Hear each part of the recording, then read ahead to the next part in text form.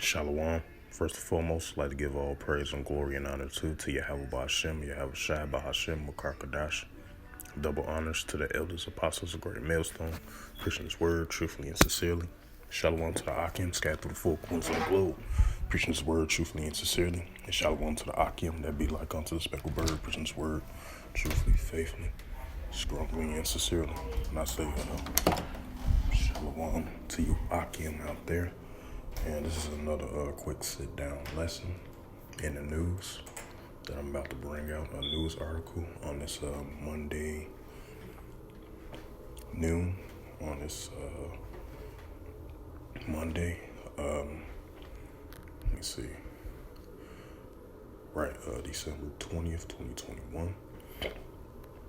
Bring this article out for the sit-down lesson. And here it goes. And it says, Russia promised military response to any further NATO expansion. And this is from December the 20th, 2021, updated 1 hour ago. So this was recently. And it says, NATO must be aware that pushing further into the Eastern Europe past Moscow declared red lines.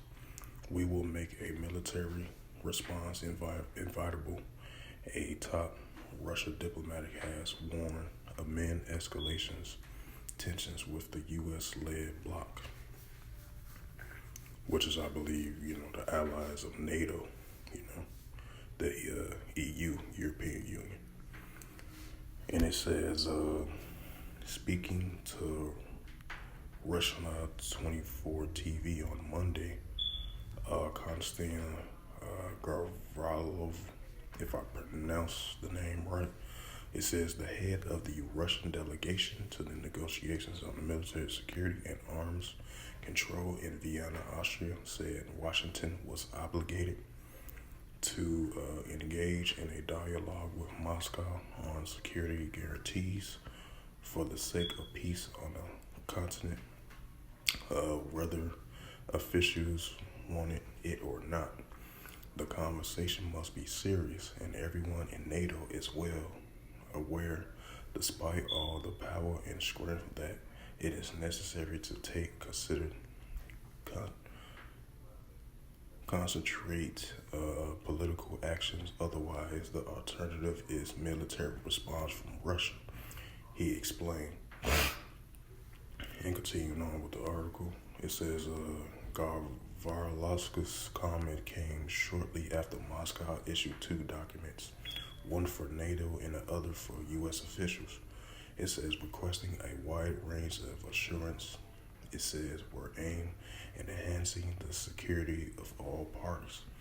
The proposal to NATO is focused mainly on the move of personnel and hardware, and including the requirements of Khalil's long-held ambition to join the bloc will not be realized. A separate clause calls for the current members to renounce any military activities on the territory of Ukraine, as well as Eastern Europe, the South Caucasus, and Central Asia. In its proposition to Washington, Moscow requests that officials committing to ruling out expansions in foreign Soviet republics. It says concerns over the U.S.-led military bloc potential widening the Eastern Europeans has been reunited in recent weeks. Speaking via a video link early this month, Russian President Vladimir Putin told his U.S. counterpart President Joe Biden, his country was seriously interested in getting reliable and firm legal guarantees that would prohibit NATO's expansion further eastward, as well as the deployment of offensive weapons nearby. It says Foreign Minister spokeswoman Maria Zakharova, if I pronounced her name right, Slovakia, warned at the beginning of December that further enlargement of the bloc in the direction of Russia was a red line for Moscow, and that Ukraine hopes to join its rank were unacceptable.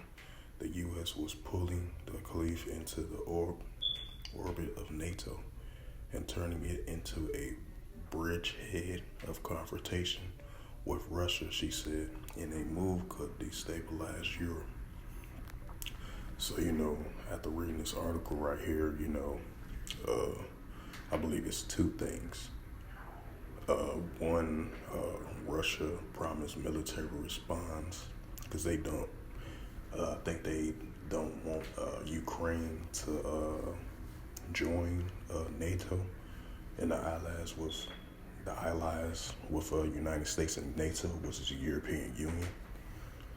And another one, another demand Russia want is a security assurance that NATO, make sure NATO don't bring over more military weaponry and a more force in response to the Russia's invasion and Russia's military buildup over the Ukraine border.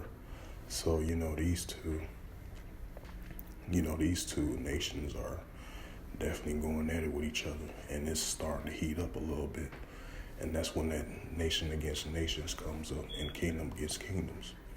And expect for this more to intensify continuously in the process it shows in the days ahead and more coming days ahead into next year as well too. Because next year it might heat up and intensify, especially in the year of 2022. Because but that 2022, that's for another topic. But I'm focusing on this matter at hand right here of Russia might respond to any military response of NATO's expansion. Because like I mentioned before, NATO got the allies with the United States and with the EU, the 7 countries, which is the European Union. So expect for these negotiations to be back and forth and be serious, especially Russia made that point. They still want their 2 demands. That's if the United States and the EU, which is the NATO, most likely they're gonna reject those offers from Russia demanding. So if that gets rejected, those 2 demands that Russia wants and promise in response to United States and the EU, which is the NATO, the 7 countries, So most likely United States and EU and NATO, they're gonna reject Russia's demands, and it might be, possibly a full out military response on both sides, especially, in response to Russia, if they don't meet their demands, from EU and the United States. And it might be possibly like a military response, And that goes into the book of Revelations 11 and 14, The second woe is past, behold, the third woe coming quickly. And it's starting to build up and intensify, in these last days. And it's going to continue to increase, the war build up between these nations, and these nations and allies going against one another. Huh? Yeah, in the bathroom, yeah. Yeah, I'm good, yeah. Right. So, the Slovakia about that. So, that's the nations building up against each other and the kingdoms against each other as well, too. And I'm about to bring that Slovakia, I'm about to bring that, yeah. I'm about to bring out that Revelations 11 and 14. Here it goes. in a reference to that article that I just brought out, that military buildup between the two different nations, the two different kingdoms. And this is the book of Revelation, chapter 11, verse 14, and it reads, the second woe is past, and behold, the third woe coming quickly, right? And you saw signs of that. We already know World War II is already past. The second war is past now. The upcoming and building up and increasing and intensifying of the third world's war coming soon, in these last days. So, that's all I wanted to bring out of this article right here. As you've seen, this situation is starting to increase and intensifying a little bit between, Russia and the United States allies back with EU and NATO.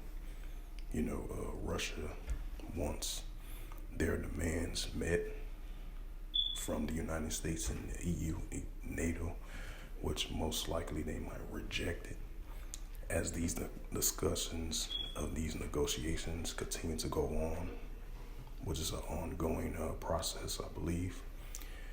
And the two sides might not get what they want.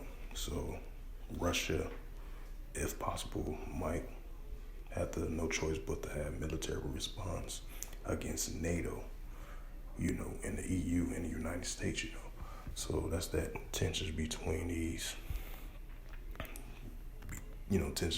these two groups right here in two different nations of people in two different kingdoms, So expect for this to intensify. So I hope this was edifying. In the news for December the 20th, 2021 on Monday. Yeah.